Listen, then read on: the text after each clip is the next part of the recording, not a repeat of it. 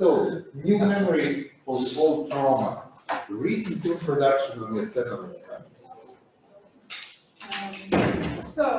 As you, all of you already know, Jasenovac camp existed between 1941 and 1945, and it was a place of imprisonment, forced labor, and execution. It was a part of the system of camps set by the Croatian fascist movement that proclaimed the independent state of Croatia. And in Jasenovac camp, members of national and religious minorities, Serbs, Roma, and Jews, were killed, imprisoned and killed, as well as all those who opposed the regime. The camp was extremely brutal, and prisoners, that included men, women, and also children, were killed using knives, wooden wallets, or axes, or just died of thirst or starvation. And since World War II until today, Jasenovac's camp remained a site of contested memory. So in that sense, we can say that Jasenovac's trauma is actually a difficult heritage, and as Sharon MacDonald would put it, it is a past that is recognized as significant in the present, but at the same time it is problematic because it destroys a positive self-affirming contemporary identity and causes social divisions. In that sense, the difficult heritage of Jasenovac carries with it a destructive potential, and as such, it is a space of struggle over meaning that is continuously led around the interpretation of the past, determining the present, and defining belonging to certain identity groups. History of Jasenovac's memory has always been linked to the creation of group identities. It was supranational socialist identity, or later national and ethnic and religious identities. Film has a very important role in that. And until now, we have more than 20 films of Jasenovac. Most of them were documentaries, but also we have 3 feature films and 1 docufiction. First film was filmed during the existence of the camp. It was filmed by Lozica as a propaganda film that tried to represent the camp as just ordinary labor camp. But the majority of film was filmed in the socialist Yugoslavia. What will interest me here in this presentation is actually recent film production, because in the last 5 years we actually have 6 films on Jasenovac. 4 of them from Croatia and 2 of them from Serbia. Although one of them from Croatia is the diary of Jan Burisaida, which is not exactly about Jasenovac, but about the rescue action of children from Jasenovac, but it is very linked with the topic. And in each film, we have completely different identity constellations in relation to Jasenovac's trauma. And what I would like to ask is, pose as a question here is why we have such increased interest for Jasenovac now. So now we are, in this moment in time, we are 76 years after the camp's destruction and 30 years after the breakup of Yugoslavia. Just briefly, I will go through the theoretical framework. So I will actually try to analyze very briefly 5 films. What I will trace in them is how the memory of Jasenovac's trauma is reconstructed in each film, in the sense that it's used for defining group identity and different temporal regimes of historicity through temporal relations with the traumatic past. So first category that I'm interested in is identities. How identities are represented in the film. Deconstruction, reconstruction of identities. So I will watch it through subject position. So how the film constructs subject position from which the story is told, and at the same time how this subject position represents the place within the objective universe of the film from which the value system of human rights is presented and formed to the viewer. And then actually we have this reaction of the viewer on his subject position that can be basis for identity processes between the film and the public. But this is of course something that no one can control, but remains open and depends on the research. So therefore such remediations of Jasenovac's trauma can have a quite significant role in the formation, reformation, or disintegration of various group identities. So I will watch here ways in which victims and perpetrators are portrayed, who is remembering, who is witnessing, how are subject positions of memory transmission produced by narration and vocalization, and also how various film techniques are used for the creation of empathy or distance between implicated viewer and different ethnic, national, religious, class, and political groups that are represented in the film. Second category that is very helpful in this analysis is a category of what Aristotle calls regimes of historicity. So according to him, these regimes are actually categories that organize historical experience and condition its articulation. So briefly, they are just forms and ways in which the temporal dimension of the past and the future are placed in relation to the present. So in that sense, film present, that means present time in the film, is confronted with the past events and giving them often anachronic meaning that applies remembrance of the past for making an impact on the understanding of the present. And this can be very easily traced and seen in framing of the film. So I will just try to see how this film present is how it visually and semantically frames the narration on Jasenovac, and how context of past is used to confront present society. And here, actually, memory comes into play. So memory actually links these regimes of historicity with identity construction. Mickey Ball defines memory in a way that really helps explain this connection. So according to her, memory is a process of connecting the past, future, and present that is realized in a specific moment of performance. And here we come to this performative role of the film, where the film ceases to be only a representation and takes an active role. In that sense, we cannot talk only about the transmission of memory in the film, but about performance of memory instead. And that performance of memory plays an active role in forming various identity discourses that might become an integral part of the public sphere, depending on the reception of the film. So I will go through the short film analysis through this subject position and regimes of historicity that I consider to be key categories that make visible different but basic mechanisms of the production of meaning in the film. So now I will just, while I talk, I will just show you a short excerpt of the film, but I will mute it so that I can talk since we don't have that much time. Okay. So this was the first recent films, filmed in 2015 by Bogdan Žižić.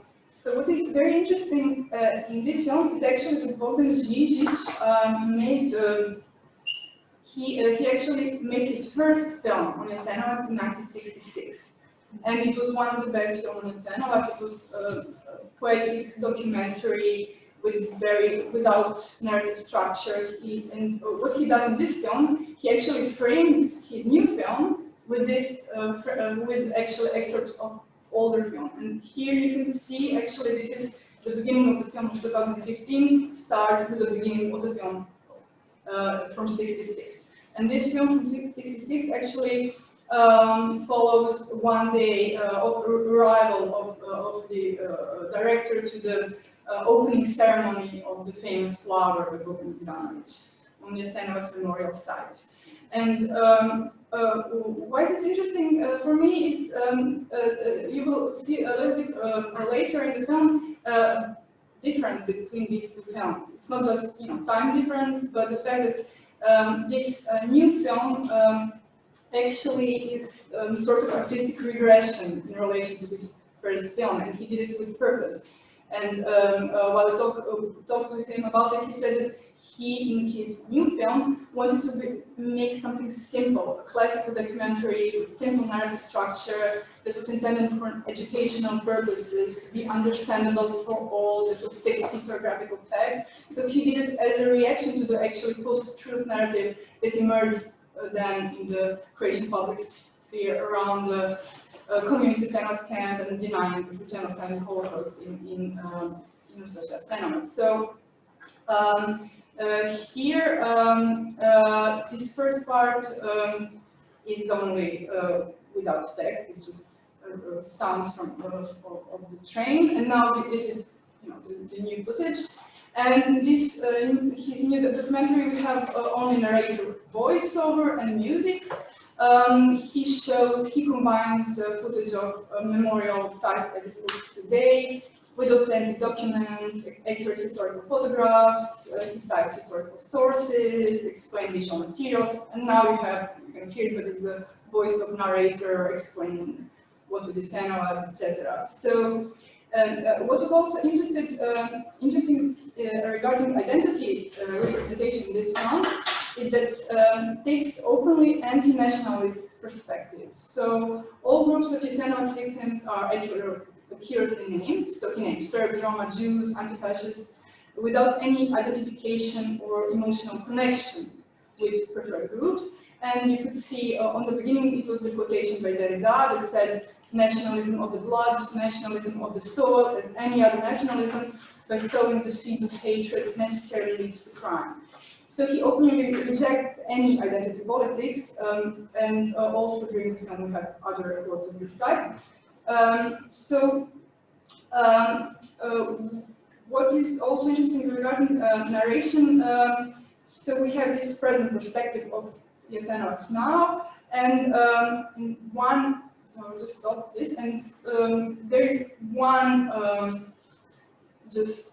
part of the film that actually has a bit different, let's say, approach. It is not that, you know, distant, where actually the director tries to make connection between the inmate victim of Jasenovac and us as viewers. So he does it here. Now I will just not have to. Sorry, all the sounds. Sorry.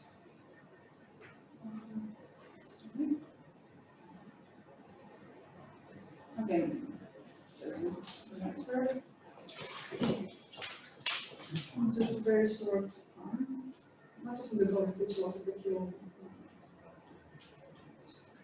But it's not that matter. Okay, it doesn't matter. Really, just what we can hear here is the person breathing heavily while running, which is the only thing that we hear.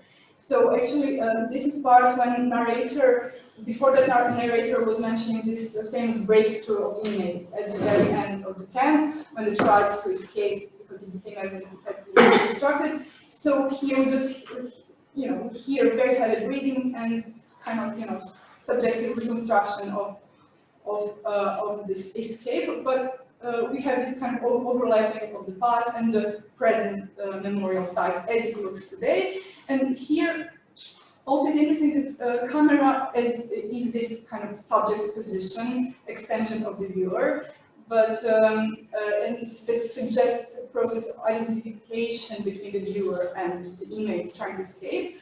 But this inmate is completely nameless and abstract. So there are no mentioning of any ethnic, religious, or ideological affiliation of this inmate.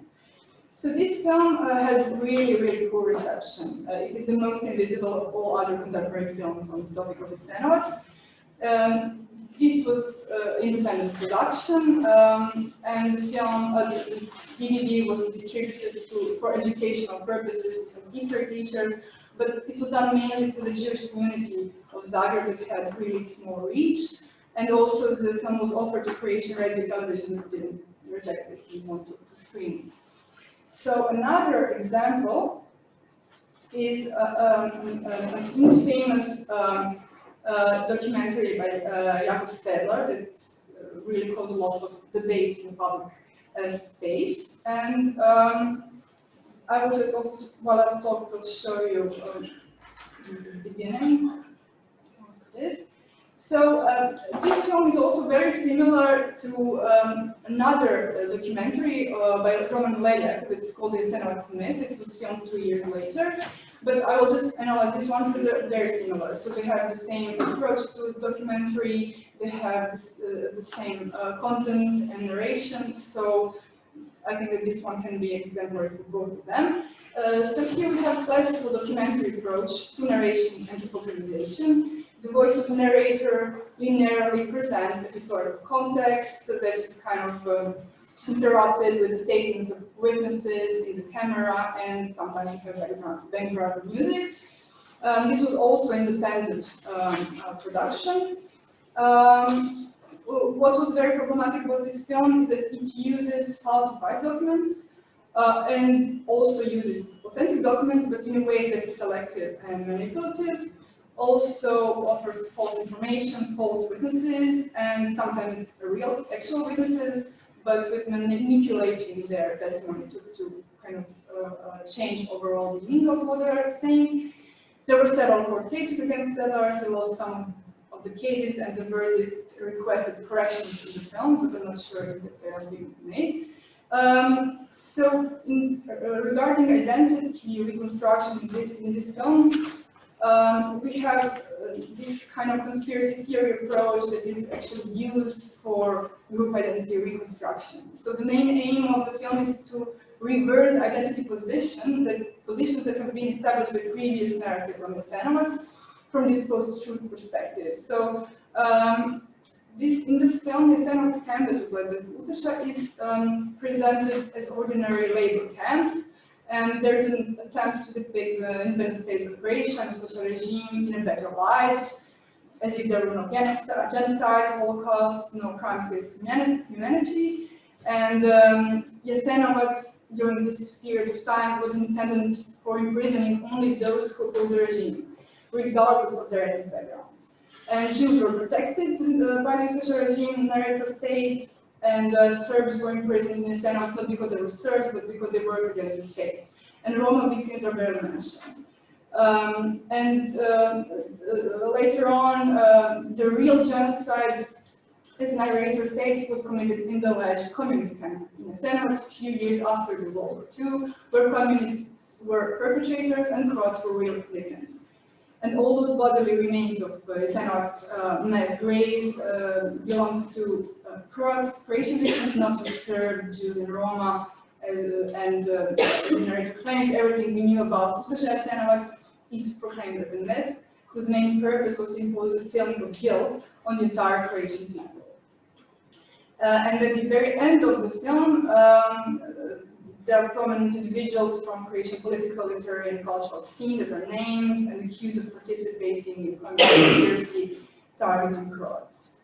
So just to show you another very short clip from the film. This is actually towards the end of the film. Do you have a voice or something? Yeah, but probably it's just in this screen share zone. Yeah. Yeah. yeah. Anna, turn down the sound so she can talk while the Yeah, film I is mean, on. yeah, but I could, try to. There are subtitles. I mean, there were subtitles, Yeah. so I think because I want to have time to, just watch and then I talk for like an hour and a half. Just carry on.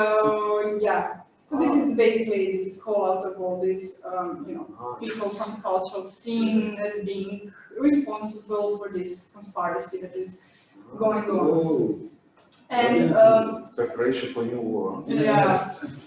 So an unnamed subjective position is determined in this binary opposition to perpetrators that are described as an entity that has operated continuously through the history and consists of various ethnic, ideological, and political groups between which a sign of equality is placed. So we have Serbs and Chetniks and communists and Yugoslavs and those individual public figures, but there is really some sort of level of equality between them as it is represented. And the narrative constellation establishes connections that try to retroactively elaborate the idea of the Croatian people as a unique and homogeneous historical subject that is a victim of the action of those conspirators. So, as for the time frames in the film, this part of the Jasenovac camp is used to determine the present through a clear definition of identity positions, while this idea of the future is also implicitly indicated by denouncing conspirators and by inviting viewers to prevent them from perpetuating their crimes that causes misfortune to the Croatian people. And in the final shot of the film, the narrator evokes the desired future through all Croatian reconciliation and through condemnation of totalitarianism. Although this discourse on totalitarianism in this film is actually functions as a cover. So as if the critique of the communist regime comes from the perspective of democracy, when it's now finally possible to avoid censorship. Which is of course a pretense, since in the whole film such a regime is represented as a far milder than the communist one. We have a lot of chronological leaps, from different historical periods to the film present and to the prospect of the future. So the film starts with activities of Serbian nationalists in the Kingdom of Yugoslavia, then we have Ustaša Jasenovac, then communist Jasenovac, as a part of the post-war crimes, and is connected with Bleiburg, the stages of the cross, and Goli Otok prison, and it's all framed as genocide on Croatian people that are real victims of communist regime, and then it ends with the Home War in the 90s, also focusing on Serbian nationalists. So here in this film, the course of history is constructed in a way that enables this very complex identity reconfiguration. And the reception of the film was quite divided. The film had great media coverage. The premiere was in Zagreb Independent Cinema. Before that, it was in Israel. Screenings were across Croatia, but it wasn't in official cinema repertoire.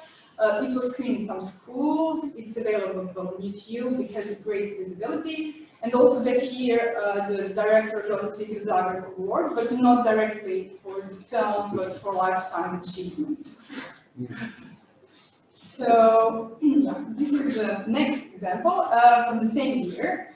This one was made in Serbia, and also this is also independent production, and actually the authors did invest their own money to make it. I'll just also let it play. So you'll see just in the beginning of the film. Okay.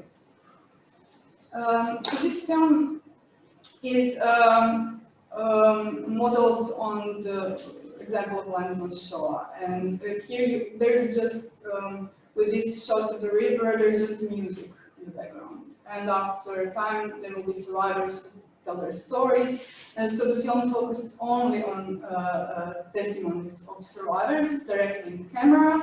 There is no narrator, no archival footage, no documents, nothing, and the film is actually a product of a broader project of collecting and recording memories of Jasenovac survivors from Podgorica, Banja, and West Slavonia. So these are regions from where most of the populations that were ethnically Serb was deported in Jasenovac as children. So all these survivors were actually children when they ended up in Jasenovac. The project collected almost 100 testimonies, and half of them is included in the film. Subject position is focused exclusively on the perspectives of survivors without a narrative framework. We do have only Serbian survivors, and only from their perspective, although they do, in their stories, they do recollect and mention other groups of victims. The director said, which was very interesting for me in the interview, that he consciously tried, while working on the film editing, to avoid equating Croats and Ustaša. So he said, if witnesses would sometimes refer to their perpetrator as Croats, they would omit that part when editing the film, which is very interesting also. Time frames are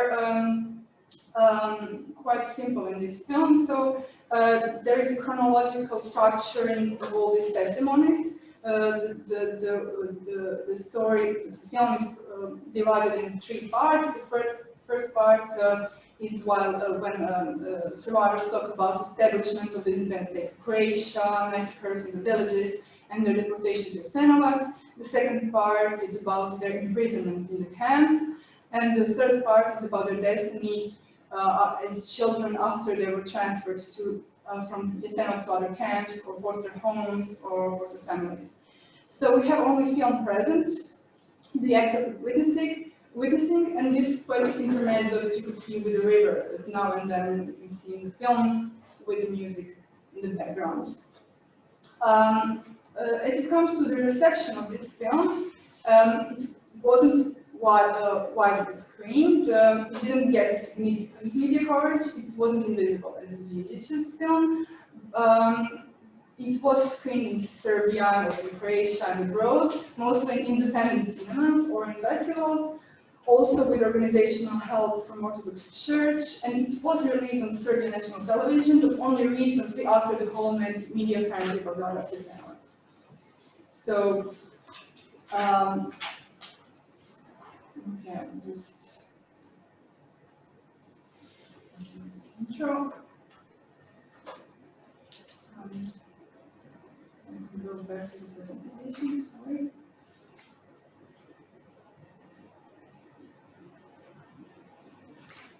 Okay, so the next example,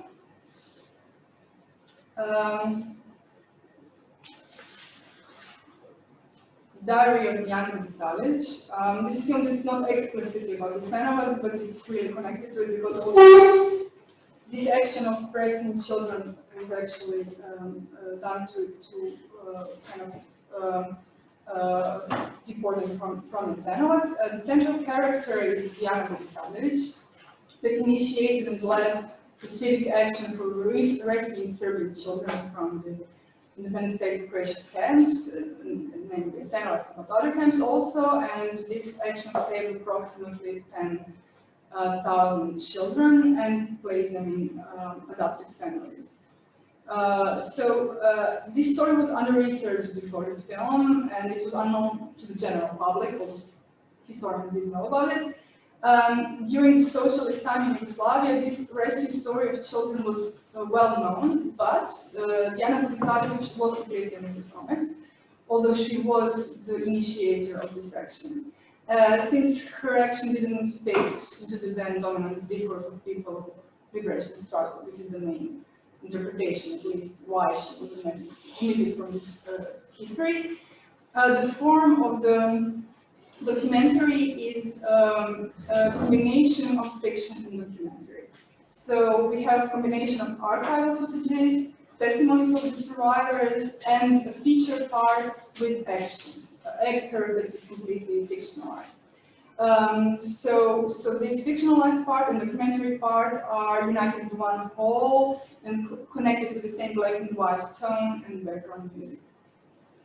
So as it comes to identity construction, the witness perspective is at the core of this didactic universe. So Diana's diary was actually the basis for making the scenario for the film, and the main subject for the position is focalized through Jasenovac as fictional character played by an actor, and she is represented in the film as a sort of metonymy of the urban middle class and of the individual resistance to the oppressive regime, as opposed to the collective resistance of the fighters and fighters. And here we have this subject position that is constructed by the film as a dominant viewpoint on the fight for human rights, and also the place of exclusion of other modes of struggle as illegitimate ones, since the communists are portrayed exclusively in a negative way in the film, while other identity groups like journalists, social officials, Austrians, clergy are nuanced and individual. So what is actually quite interesting is that this kind of communist activism and partisan struggle is represented in very negative takeover of institutions that happened and is connected with the story of Diana's whole project that she made. And it is presented as opposed to the single effort of Diana's action. But the problem is that, according to Natasha Chantal in her new book on Jasenovac, this is not entirely correct, since 4 of her close collaborators were also communist resistance activists, and Communist Party and its activists didn't have a crucial organizational role in Jasenovac action, and definitely not as it was portrayed during socialism. But nevertheless, they still did take part in it, and among a number numerous other participants, and especially helping children in the afterbirth event. But this remains completely invisible in the film. So we have a very strong antagonism between this position that is individualized of Diana and this kind of collective turnover of the state institutions by fighters and communists. So we have also additional subject position in the film. Those are witnesses that were children when they were rescued from the camp, and they tell their story directly in the camera, and they actually support this main perspective of the fictional character of historical personality of Diana Vucinovic.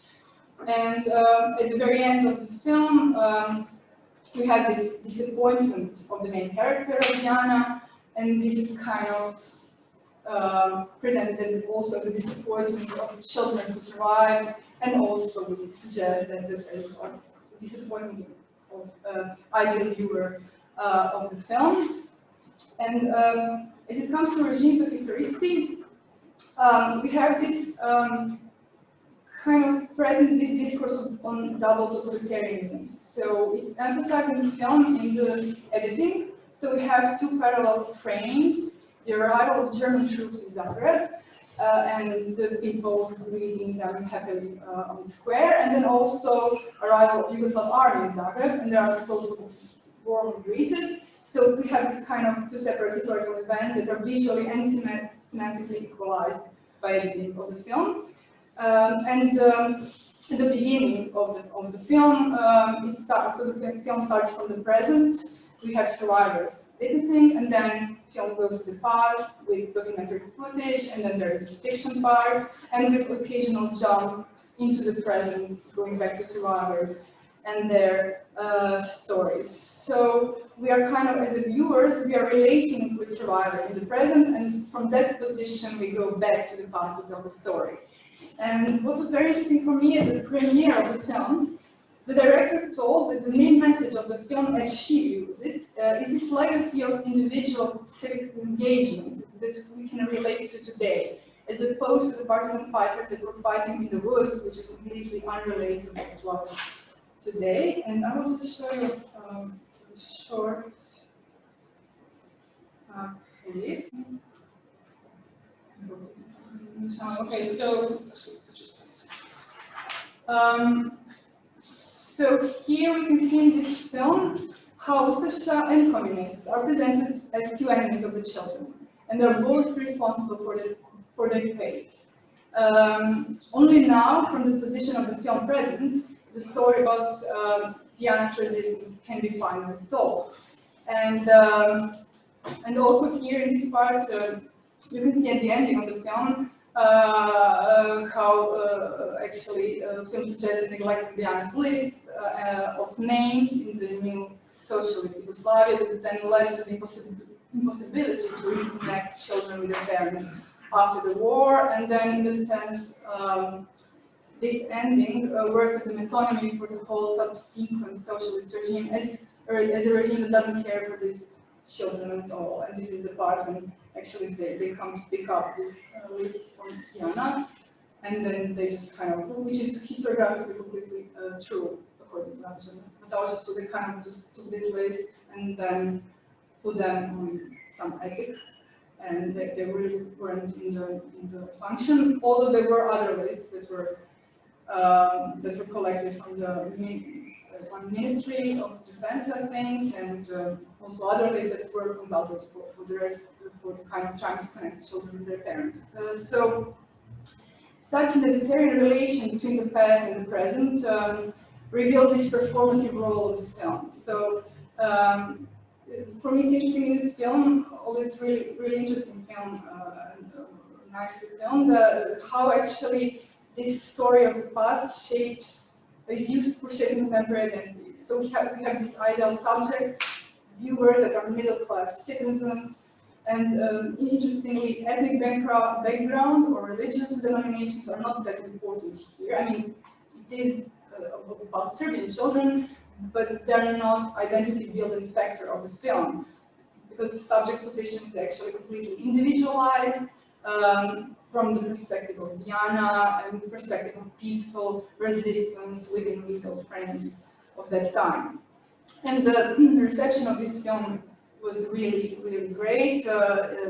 It really received numerous awards in Croatia, also in Serbia, abroad. It was screened in numerous festivals, had very positive reception by film critics, also a very positive reception in Serbia. Also, it was screened on Croatian and Serbian national TV.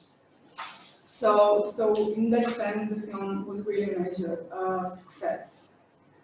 And since I don't have that much time, I will just go to the last example. Sorry. So the last one is the recent data of Jasenovac that we'll watch today. So I won't talk that much about it. What is interesting in this film is that we have quite a big difference between discourse around the film and the film itself, because the film was really, there was whole media frenzy about the film. It was covered in newspapers, debates, etc. And you know, when I watched the director and the screenwriter talking about the film, I got a completely different impression of the film than, you know, just when watching the film itself. So this is something that, you know, needs to be kind of set apart. So just in the film itself, when it comes to subject position, the story is focalized through Dara as a main character, but not only through her, but also her father as a also let's say second important character. And what is interesting in this film is that we have actually a combination of multiple survivors' perspective that were kind of built up into this film. So the screenwriter really incorporated lots of common points from recent testimonies, and we really have numerous testimonies on Jasenovac, lots of and she consulted not the living witnesses but the published testimonies, and we can recognize in the film a lot of common places from various testimonies that are kind of presented as from the viewpoint of one girl, Dara, as it comes to the identity building processes, we have, well, the emphasis is, of course, on the Serbian perspective, as it follows the story of this Serbian girl that was deported from Podgorica region, and then, but also we do see other identity groups. So there are Jewish inmates, there are also Roma inmates, but interestingly, we don't see any of the political prisoners in Jasenovac, so they're kind of invisible in the film.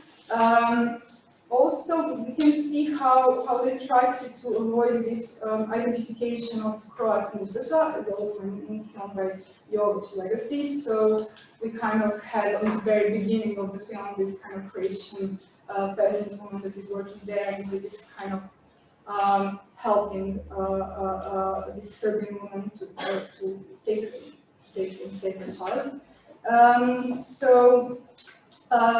But when we can see some sort of, let's say, identity, maybe manipulation is with overemphasizing the role of Catholic Church in the film. So this is the point where, I mean, the film is quite accurate historically, but there are some parts when it comes to portraying nuns in the camp, that nuns in the camp at all. Although there were some priests as Ustaša perpetrators in the camp, and they really were as brutal as it was portrayed in the film. But nuns were really not in this camp, but they are kind of portrayed very, very negatively. And we also have this kind of in one frame, we have this kind of picture, photograph of Bishop Petinec there, that is kind of as a symbol. Although probably it would be very hard to guess that they would really have his picture there, because he really wasn't quite liked by the Ustaša leaders of the camp.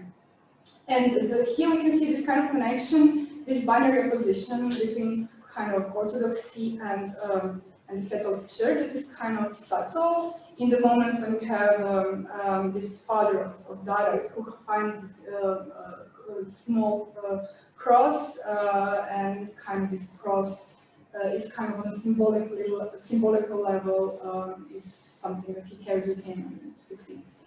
Okay, I won't spoil it, but I won't go into details here, but there is a symbolical dimension between this cross and Orthodox cross and Catholic Church, and this is interesting because although it's visible that they tried in the film not to make it too manipulative or something, but there is a link with this film from 1993, Kršinić and the Naked God and Frauds. This was really also a conspiracy theory film, where there is a strong link between Catholic Church and Vatican that are kind of accused of being the main architects of this kind of genocide on Serbs. So there is kind of trace of that we can see in the film. As it comes to the time frames, actually we have this film present of the Jasenovac camp, and actually the film focuses only on this part. There is one part when Max Luburic did a talk to these children in the camp, and then he mentioned the future, and this is the kind of talk that goes into the national degree 2000 or something, but the film, this talk actually is the real one. It was really helped by Max Luburic, but in that time he gave this speech in 1968 through radio when talking to the Croatian diaspora. So this is one kind of trying to go into the future. And also, I don't know, I won't maybe go that much in the time frames because it kind of is connected with the ending of the film. I don't know how many people watch the film, so maybe we can talk about it later. And of course, as you already all know, reception was really very kind of, it was really media covered. And also the film was strongly supported by public funds. It had premiere on national television, it had great visibility, and it was really, there were lots of different, very opposing views on that film. So just in conclusion, what I'm interested here and what actually remains open now is, why do we have each of these films has completely different constructions of, and group and individual identities when it comes to Jasenovac. And apparently we are in a time where all this, identity reconstruction, deconstruction is, happening. So, why is this happening right now? It really remains to be, an open question. What maybe we can notice in this film is the film that has the strongest identity politics, let's say, in the film, that are really strong, have really trying to make the viewer identify with certain class or ethnic or religious groups. They are the most popular ones, and those who are kind of not doing that, like for example, religious film or legacy, are kind of not that interesting apparently to viewers or to media. And also what maybe has something to do with this interest, but I'm not sure, is this moment in time we're now really at a kind of maybe paradigm shift, because the last survivors are dying now. And now we actually, some of these films like Legacy, it was made in 2000 and started in 2005 or something like this to really connect these testimonies, but lots of these people now passed away, and we are really now on the threshold of, of a time when we won't have living witnesses of what happened. So maybe, I don't know, maybe this can be also the reason why we have more this kind of, conspiracy and post-truth films that are daring to say something that maybe wasn't possible to say while we had living witnesses that could raise their voice and say that this is nonsense. And also, maybe, but I'm not sure, this also remains open, maybe now we have kind of interest for fiction more than we had before, because before we had two fiction films, in 16th actually, and that was about it. And now we have Dario Jasenovac, Dario Janko decided to is half fiction, so maybe this is also one of the possible answers, but I'm not sure. Thank you.